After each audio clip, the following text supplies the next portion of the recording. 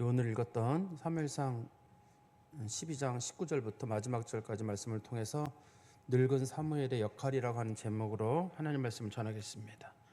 제가 지난 시간에 말씀드렸던 이 앞부분을 조금 정리해서 말씀드리면, 사무엘을 마지막으로 사사 시대는 끝나게 되고요, 그 다음에 이제 사울 왕을 시작으로 왕정이 시작되게 됩니다. 그래서 바로 앞부분에서 사울 왕의 이제 왕정이 시작이 됐거든요. 근데 이스라엘 백성들에게 하나의 충격적인 사건이 하나가 있었습니다. 그들이 분명히 전쟁에서 이겼는데 하나님은 그 전쟁에 이긴 걸 가지고 문제를 삼는 일이 생겼어요.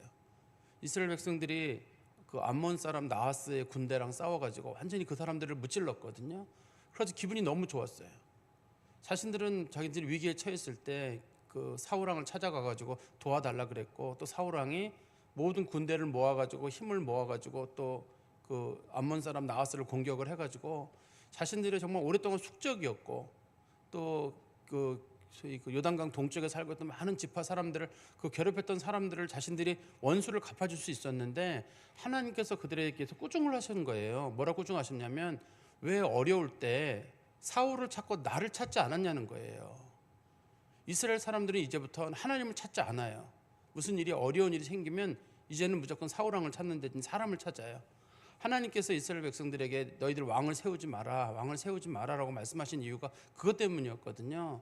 어려운 일 당한다든지 죄를 지었다든지 그러면 하나님을 찾으라는 게 하나님의 기본 원칙인데, 이제부터는 이스라엘 사람들은 어려움에 처하든 무슨 죄를 짓든 간에 상관없이 무조건 왕을 찾아가는 거예요.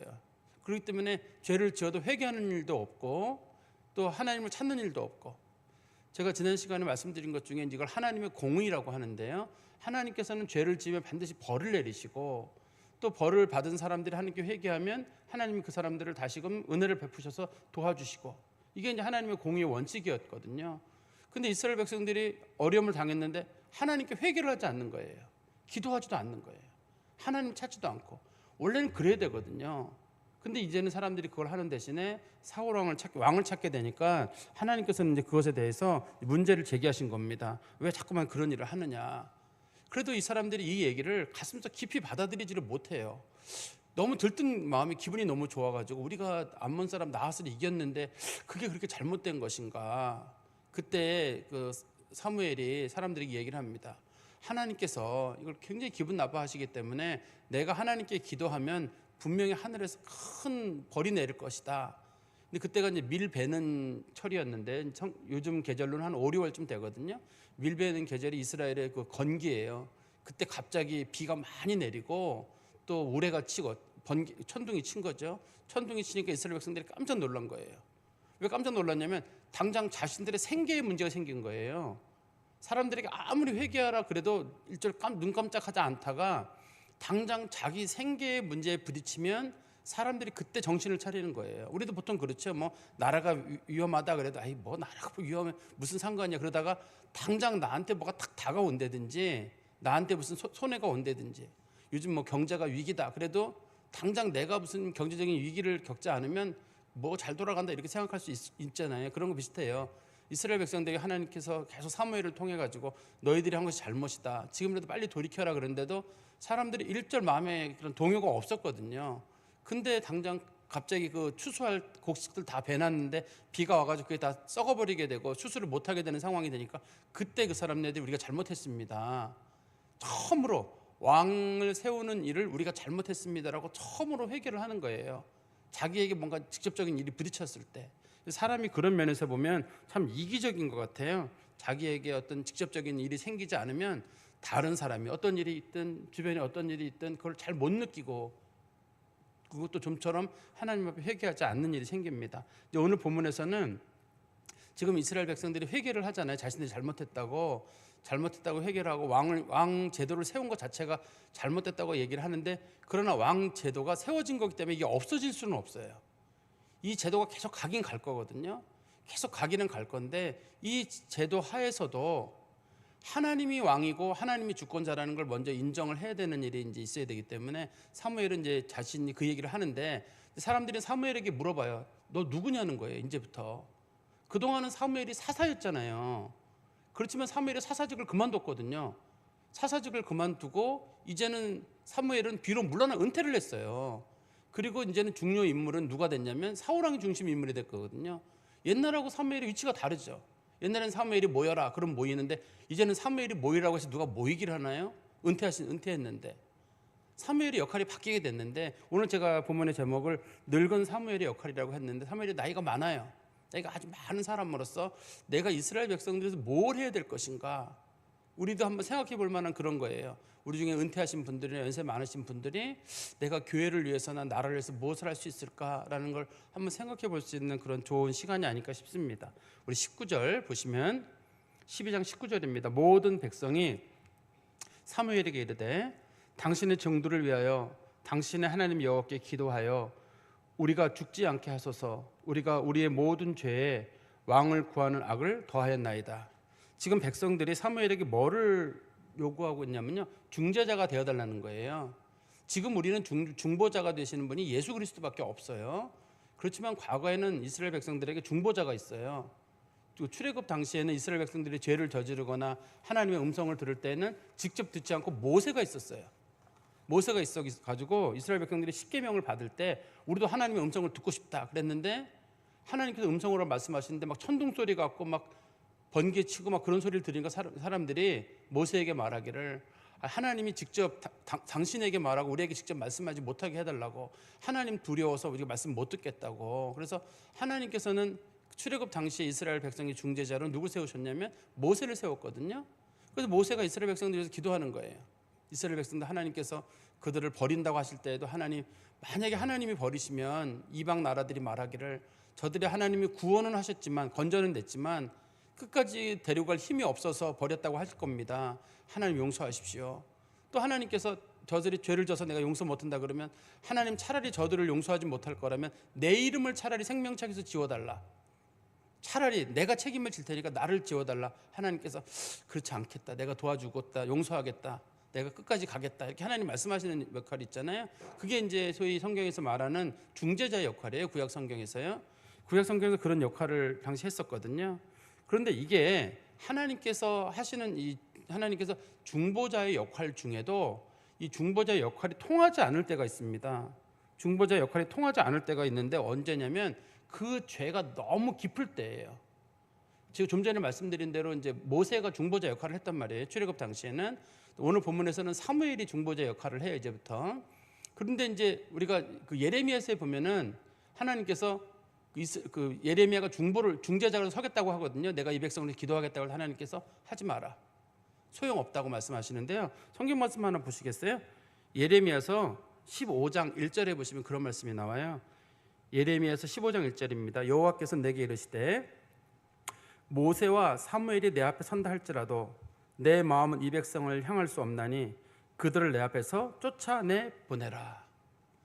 하나님께서 이스라엘 백성들을 위해서 하나님 예레미야가 기도하기를 이 사람들을 하나님 용서하시고 바벨론 포로로 끌려가지 않게 해주십시오라고 하니까 하나님께서 소용없다. 모세가 나타난다 할지라도 사무엘이 나타난다 할지라도 두 사람이 구약의 대표적인 중보자들이 역할을 한 사람들이거든요. 소용없다는 거예요. 이게 하나님께서 이 백성들을 포로로 보내기로 이미 결정하셨기 때문에 이 죄가 너무 깊어서 그래요. 이게 신약 성경에도 이런 표현이 있습니다. 우리 성경 말씀 보시면 요한일서 5장 16절 17절입니다. 요한일서 5장 16절 17절에 보시면 누구든지 형제가 사망에 이르지 아니하는 죄 범하는 것을 보거든 구하라. 그리하면 사망에 이르지 아니하는 범죄자들을 위하여 그에게 생명을 주시리라. 사망에 이르는 죄가 있으니 이에 관하여 나는 구하라 하지 않노라. 모든 불의가 죄로되 사망에 이르지 아니하는 죄도 있도다. 이제 이 요한일서 5장 16절 17절에서는 죄 중에서 아주 큰 죄, 이 죄가 정확하게 뭐를 뜻하는지는 모르겠어요. 일반적으로는요. 그렇지만 옛날 분들은 이걸 크게 이제 두세 가지로 봤는데요. 하나는 우상 숭배하는 죄, 배교하는 죄, 음행의 죄가 여기에 속했어요. 오랫동안 기독교에서는. 그런데 이제 요즘 사람들은 우상 숭배나 배교에 대해서는 엄격하게 생각을 해요. 근데 음행이 사회적으로 많이 퍼져 있기 때문에 그게 용서받지 못할 죄라고 생각은 잘 안 해요.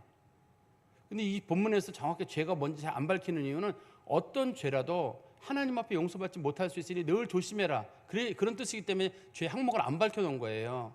죄의 항목을 밝혀놓게 되면 사람들이 그 죄만 빼고 나머지 죄는 막 저지를 거 아니에요.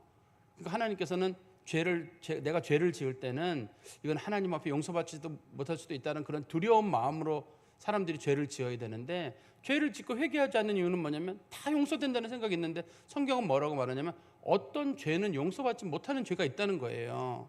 항목을 밝히진 않았지만, 그런 전통적으로는 주로 이제 배교, 우상숭배, 음행의 문제, 음행이 자기 몸에 짓는 죄이기 때문에 특별히 그 죄가 크다고 봤거든요. 근데 현대인들에게는 이게 잘 가슴에 와닿지 않는 것 같습니다.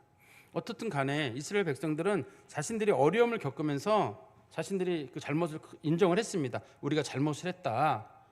자신들이 모든 죄, 그동안 살았던 것도 죄지만 거기다가 왕을 구하는 죄를 거기다 더했다. 우리는 왕을 구하는 게 죄인지 몰랐는데 이렇게 보니까 이게 큰 죄인 줄 알았다는 거죠. 20절입니다. 사무엘이 백성에게 이르되 두려워하지 말라. 너희가 과연 이 모든 악을 행하였으나 여호와를 따르는 데에서 돌아서지 말고 오직 너희 마음을 다하여 여호와를 섬기라. 이제 사무엘이 말하기를 지금부터 잘하면 된다는 거예요. 지난 일은 지난 일이에요.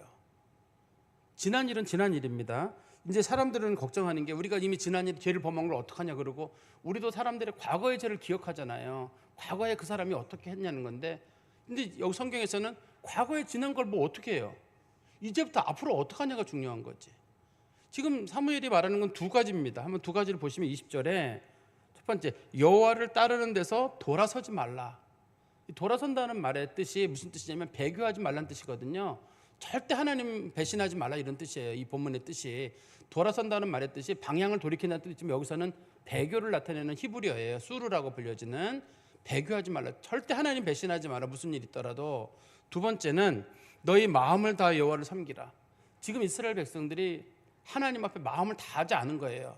하나님 반, 세상 반 이렇게 살았던 거예요. 우리가 왜 우스갯소리로 그런 말 하잖아요. 사람들이 천국에 가보면 천국 문 틈에 낀 사람이 많다. 세상에 반 발쯤 두고 있고 하나님 나라에 반쯤 두고 있어가지고 상당 사람들이 창틀에 껴가지고 거기 껴있는 사람이 많다. 우스갯소리로 하는 얘기가 있는데요. 그런 것처럼 사실 우리가 하나님 앞에 전심으로 하는 그런 좀 문화가 좀 있어야 되는데 우리들의 삶 가운데도 그게 별로 없어요. 그게 우리나라 사람의 성격인지도 모르겠어요.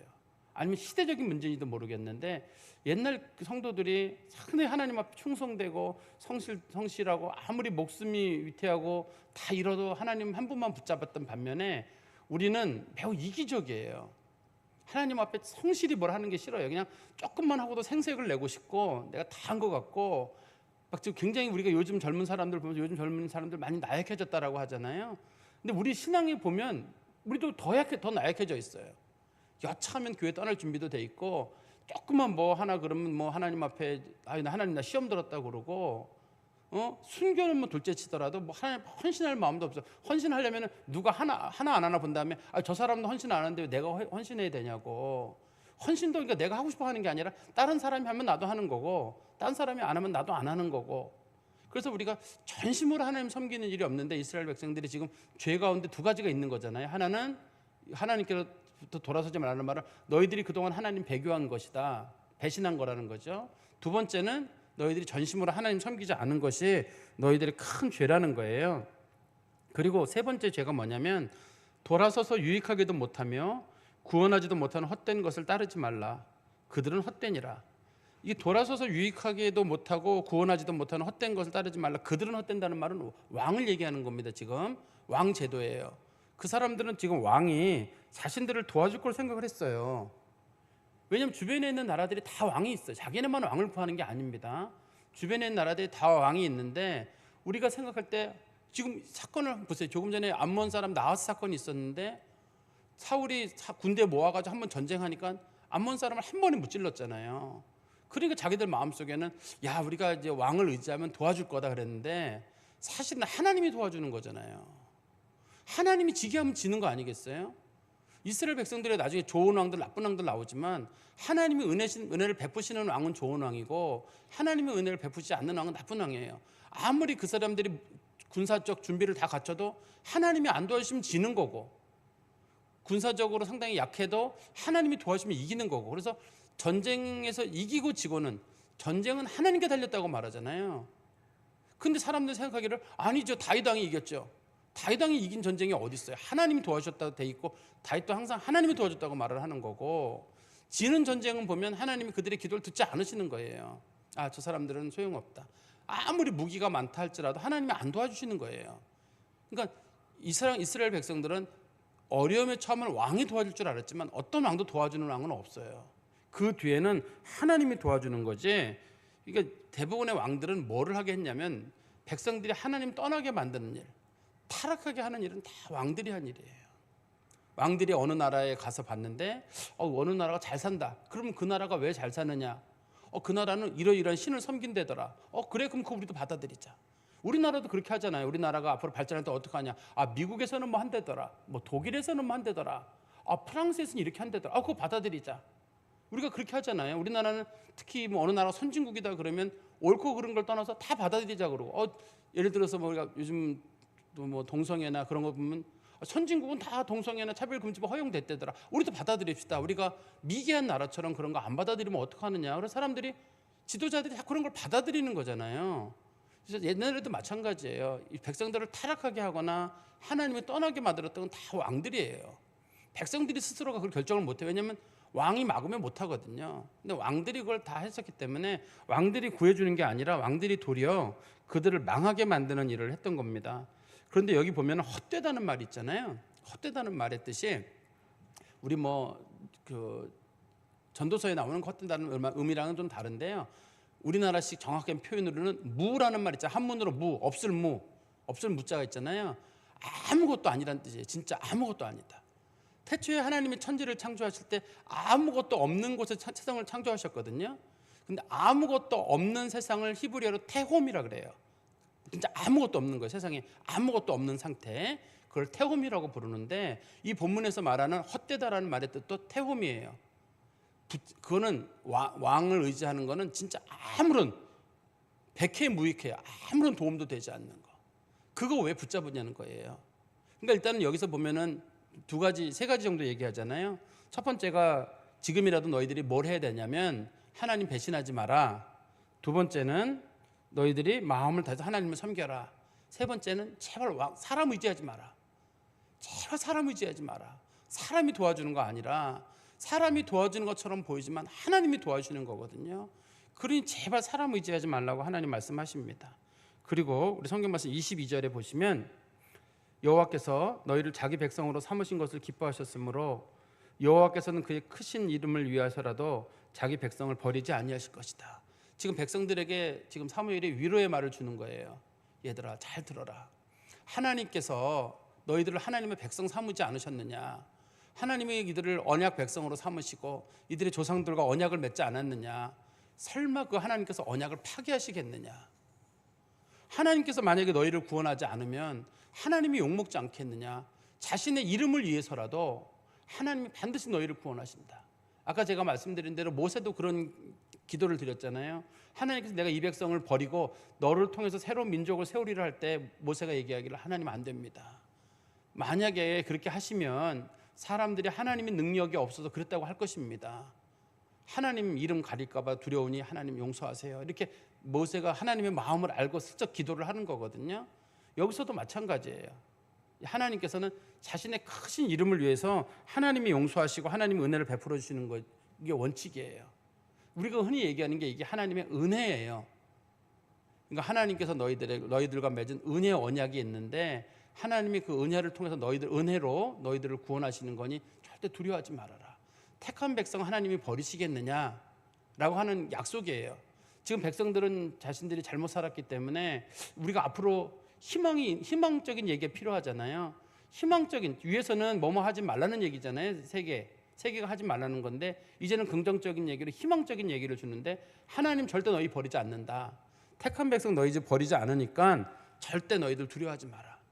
그런데 우리가 기억할 게 있어요. 하나님은 이스라엘 백성 전체를 구원하시는 일은 없습니다. 그 민족을 구원하시는 일도 없어요. 그 나라를 구원하시는 일은 없어요. 전체를. 하나님은 그 안에 택한 자들, 그 안에 믿는 자들만 구원하시는 거예요. 하나님이 누구를 다 구원하신다고 생각하는 건 우리들의 잘못된 생각이에요. 그래서 사람들이 고민이 뭐냐면, 유대인들이 구원을 받나요, 안 받나요? 유대인이 구원을 받는 사람도 있고 안 받는 사람도 있지, 지금 저기 아프리카 사람들은 구원 받나요, 안 받나요? 그 중에도 받는 사람도 있고 안 받는 사람도 있고, 우리나라 사람은요, 받는 사람도 있고 안 받는 사람도 있고. 우리나라 유대인이랑 똑같나? 똑같아요. 받는 사람도 있고 안 받는 사람도 있는 겁니다. 하나님께서 택한 백성들, 믿음을 가진 성도들은 어떻게든지 하나님이 건져내시고, 같은 유대인 내에 들어있다 할지라도 유대인이라는 신분 때문에 어느 집안에 쳤겠다는 이유만으로 누굴 구하지는 않아요. 하나님의 은혜는 뭐냐면, 내가 은혜 베풀 자에게 은혜를 베풀고 구원 베풀 자에게 구원을 베푸셔서 이스라엘 백성 중에 지금이라도 돌이키고 회개하는 사람들, 하나님 그 사람들에게 은혜를 베푸셔요. 그러면 우리는, 분명히 목사님 말씀하시기를 하나님의 은혜로 구원받는다고 했는데 회개하고 돌이키는 건 내가 하는 거 아닙니까 할 때, 회개하고 돌이키게 하는 것도 하나님의 은혜예요. 그래서 이제 칼빈이라고 하는 종교 개혁자는 말하기를, 내가 구원을 받았는지 어떻게 아느냐, 내가 죄를 짓고 회개하고 돌이키는 내 모습을 보면 내가 구원받은지 알 수 있다고 했어요. 우리는 대부분 구원의 확신 그러면 내가 믿습니다, 우리는 그걸 확신으로 생각하잖아요. 종교의 개혁주의 교회, 장로교회나 그런 데서는 그거를 구원의 확신으로 부르지 않아요. 구원의 확신이란 내가 죄를 짓고 죄인 줄 알고 돌이키고 회개하는 마음이 있고 내 마음속에 변화되는 마음이 있는 거예요. 그게 구원의 확신의 증거예요, 일반적으로. 근데 우리는 자꾸만 너무 쉬운 방법을 택해요. 믿기만 하면 된다면서요. 맞아요. 믿기만 하면 되는데 믿는 사람들에게는 반드시 변화가 나타나요. 죄를 짓고 나서 죄가 미워요. 자기가 자꾸 죄를 미워하게 되고, 죄를 짓는 자기 자신이 때로는 싫어지고, 그리고 자꾸 하나님 앞에 내가 죄를 짓는 게 부끄럽고, 그리고 나서 돌이킨 다음에는 하나님이 기뻐하시는 일이 뭔가 싶어가지고 선한 일을 행하고, 이게 성경에서 말하는 회개한 사람들의 태도거든요. 하나님은 요거를 구원의 증표로 주는 거예요. 그러니까 내가 구원받았는지 어떻게 아느냐 할 때, 난 예수 이름으로 구원받았다. 그러니까 예수 이름으로 구원받는 거 어떻게 아느냐, 나는 내가 죄가 싫어진다. 죄가 자꾸 미워지고, 내가 몸은 안 따르지만, 육신은 약해서 잘 못 따르지만 나는 죄를 짓지 말아야 된다는 마음이 강하다. 그리고 내가 세월이 지나면서 나를 잘 봐라. 지금은 내가 안 바뀌지만 서서히 내가 하나님께서 나를 바꿔가시는 모습 보지 않느냐. 이게 구원의 증거예요, 실제로는요. 그래서 물론 마음으로 믿어 의에 이르고 입으로 신하여 구원에 이른다는 것이 구원의 시작이에요. 그게 마음으로 믿어 의에 이르고 입으로 신하여 구원에 이른다는 게 가장 구원의 쉬운 방법이고, 또 실제로 구원은 쉽게 주어지는 게 원칙입니다. 그런데 하나님은 그렇게 쉽게 구원하신 백성들에게는 반드시 회개의 은혜를 주세요. 그게 하나님 주시는 원칙이거든요. 그래서 지금 본문에서도 사무엘이 얘기하기를, 하나님께서 설마 너희들 버리시겠느냐, 절대 버리지 않는다. 하나님의 은혜는 택한 백성들을 향한 하나님의 은혜는 해지되지 않으니까 절대 걱정하지 말아라.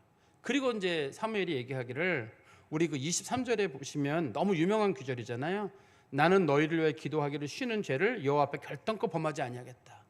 이게 무슨 뜻인지 우리가 설교를 많이 들었습니다만 오늘 좀 정확하게 봐야 되는데, 이 본문의 내용을 보면서 이게 무슨 뜻이냐면, 나는 너희를 위해서 기도를 쉬는 죄를 범하지 않겠다는 말의 뜻은, 기도를 쉰다고 죄가 되는 건 아닙니다. 실제로 기도 안 했다고 무슨 죄가 되는 건 아니에요. 그런데 이제 나이 먹은 사무엘이 얘기하기를, 내가 절대 기도 쉬지 않겠다는 거예요. 무슨 얘기를 꺼내는 거냐면, 지금 이스라엘 백성들은 두려워하잖아요. 그러면서 지금 사무엘에게 부탁했잖아요. 저희를 위해서 중보해 주시고 기도해 주십시오라고 하니까 사무엘이 내가 끝까지 기도하겠다. 지금 이스라엘 백성들이 확신을 줘야 되잖아요. 첫 번째가 어떤 확신이었냐면, 하나님이 설마 자기 백성 버리시겠느냐. 두 번째는 내가 절대 너희들을 위해서 기도를 쉬지 않겠다. 나는 기도를 쉬는 거를 죄로 생각하겠다는 거예요. 그만큼 내가 절대 기도 쉬지 않을 테니까 걱정하지 마라. 이게 이제 나이 드신 분들이 해야 될 일 중에 한 가지인 거예요. 제가 처음에도 그렇게 말씀드렸잖아요. 우리 나이 드신 분들은 어떻게 해야 되느냐 할 때, 우리는 몸이 들따라요.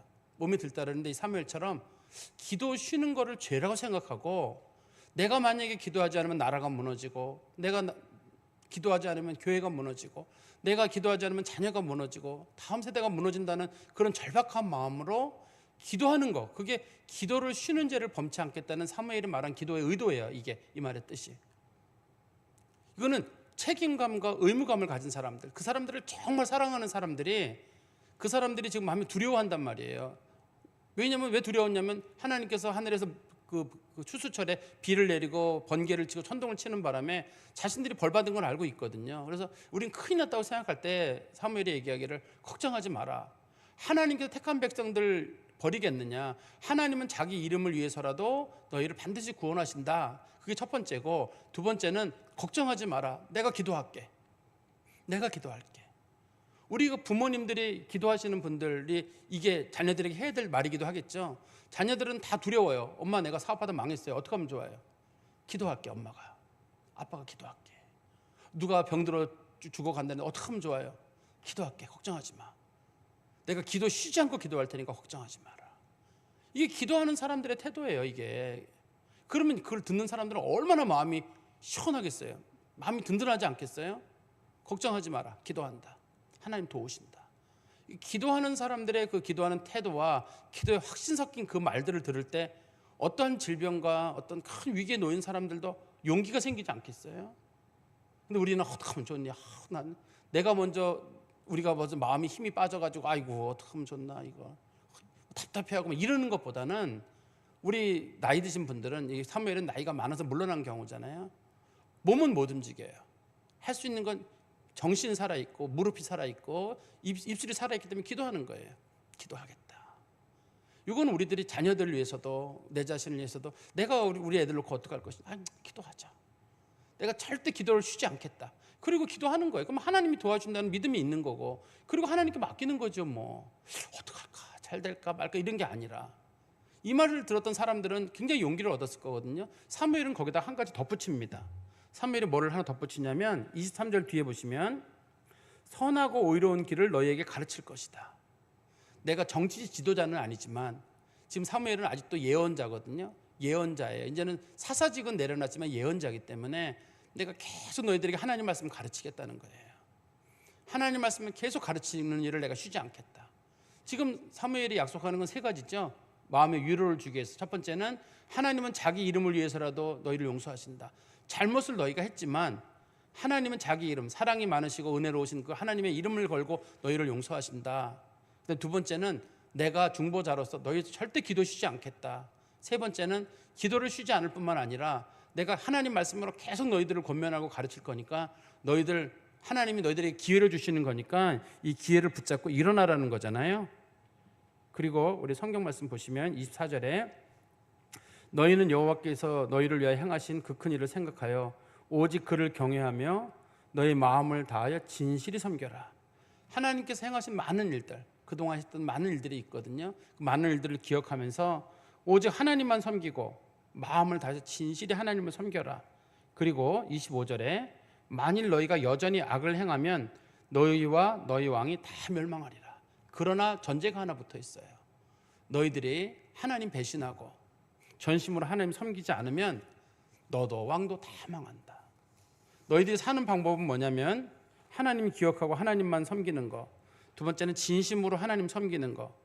그런데 그 사무엘의 그 충고의 특징 중에 하나가 뭐냐면 미래지향적이에요. 과거를 묻질 않아요. 너 옛날에 왜 그랬어? 이걸 묻지 않아요. 너 어제 왜 그랬어? 그것도 없어요. 그냥 앞으로 잘해라예요. 앞으로 잘해랍니다. 지금 큰 죄를 저질렀잖아요. 보통 사람들은 너 왜 그랬어? 너 책임을 물고 벌을 주고 막 그러잖아요. 근데 하나님도 그러시지 않으시고 사무엘도 지금 충고 중에 그런 거예요. 하나님을 설명하면서 이제부터 잘해라. 이제부터 잘하면 돼요. 근데 우리 많은 분들은 과거에 자기가 잘했던 거를 기억해요. 나 옛날에 이거 하고 저거 하고 저거 하고. 그것도 지난 일이고 나는 옛날에 이런 죄를 저질렀고 저런 죄를 저질렀고 이렇게 못 살았고 그것도 지난 일이에요. 영광도 지난 일이고 과오도 지난 일이에요. 새롭게 시작하라는 거예요. 새롭게 시작해라. 하나님께서 기회를 주시니까 새로운 하나님 붙잡고 하나님께서 새로운 기회 주시니까 붙잡고 일어나라는 거잖아요. 지금 이거 전부 다 경고가 아니라 다 미래지향적이에요. 교회가 가야 할 길도 그런 거잖아요. 우리가 사람들의 과거의 흉험을 다 잊어야 될 일이에요. 물론 다른 사람들이 잘한 건 우리가 기억해가지고 그 사람 훌륭한 사람이다, 좋은 분이다. 우리가 기억했죠. 최근에도 우리 모범 교인상 시상할 때도 어떤 분이 교회 생길 때부터 정말 자비로 그 포도주, 우리 성찬식 포도주를 자비로 하신 분이 계시거든요. 한 40년 동안. 그건 참 수고했구나. 잘 기억해 주는 거예요. 어떤 분이 사진 찍고 막 돌아다니는데 사진 찍고 돌아다니면 미움을 엄청 받습니다. 우리 예배식 표현으로는 그러는데 알짱거린다고. 여기 와 있죠. 여기 와 있죠. 저 앞에 서가지고 막 하시죠.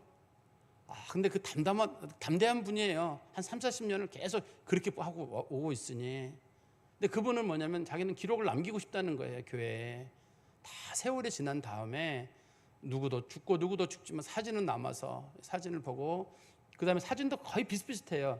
근데 저는 물어봤거든요. 왜 비슷비슷한 사진을 맨날 찍냐 그랬더니만 조금씩 변해가는 거, 하루하루 일주일마다 변해가는 걸 기록에 남기신다고 그러시더라고요. 이 좋은 모습은 우리가 기억하면 돼요. 그렇지만 하나님께서 과거를 기억하지 않으시기 때문에 다른 사람이 나쁜 모습 기억할 필요 없어요. 그리고 나의 지난 과거도 기억할 필요가 없어요. 교회는, 하나님은 그래요, 원칙적으로. 그리고 내가 옛날에 너무 잘했던 거, 그것도 기억할 필요 없어요. 다 지난 일이에요. 이제부터는 내 삶이 오늘부터 어떻게 사느냐가 중요한 기준인 거지, 과거에 어떻게 살았느냐는 사실 별로 중요하지 않아요.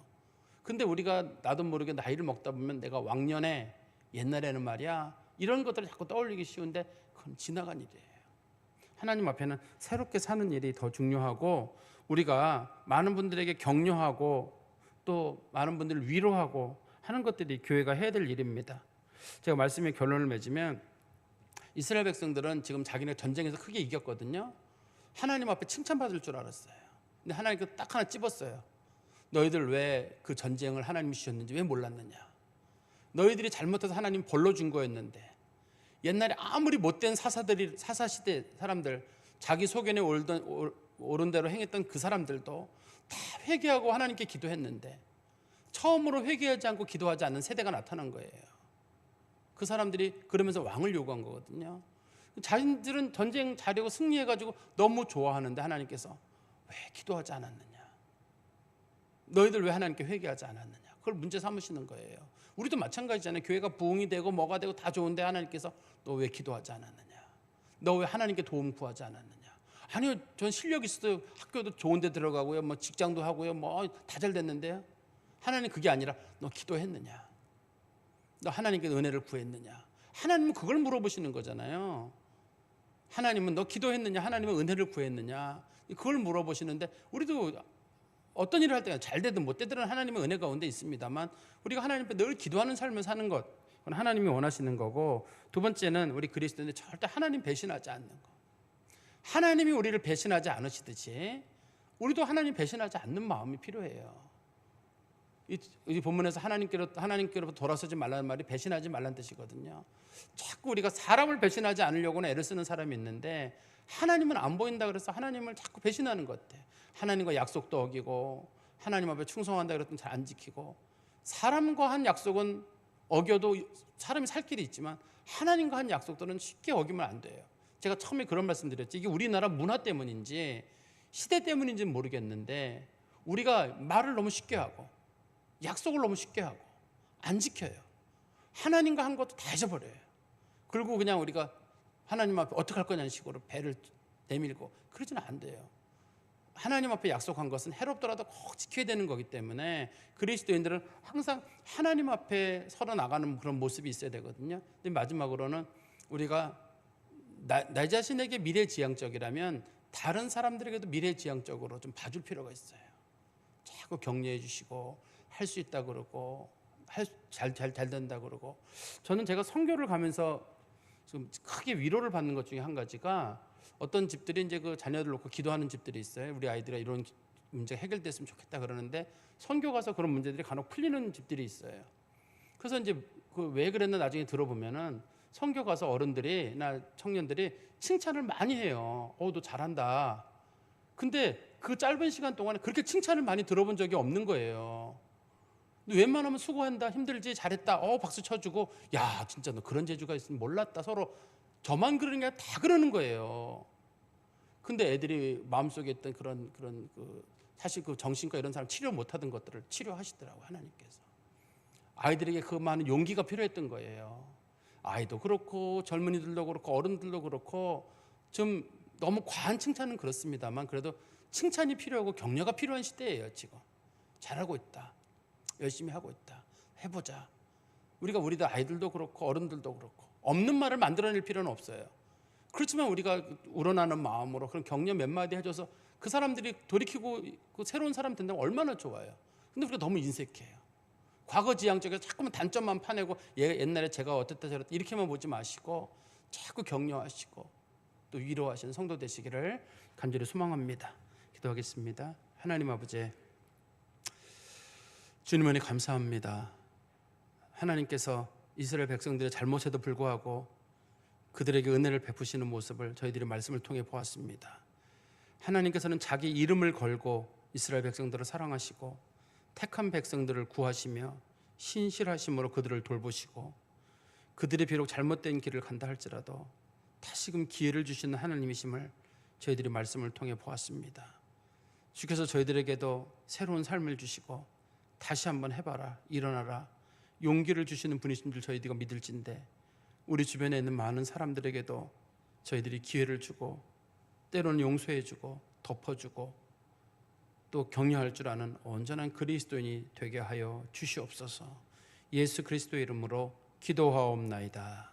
아멘.